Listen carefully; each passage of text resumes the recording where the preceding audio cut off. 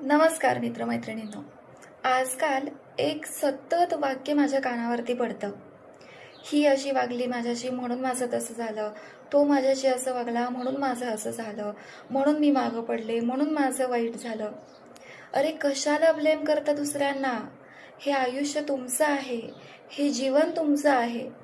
आणि ते कसं जगायचं, कसं जगायचं नाही, हे तुमच्या विचारांवरती अवलंबून आहे.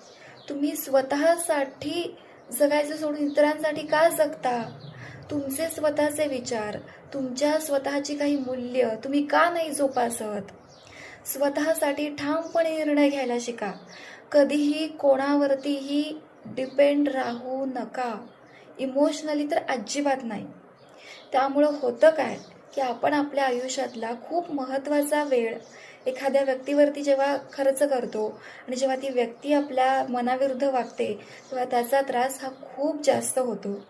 त्यामुळं सगळ्यात आधी स्वतःसाठी उभं राहायला शिका. दुसऱ्यांच्या मदतीची अपेक्षा कुठल्याही प्रकारे कधीच करू नका.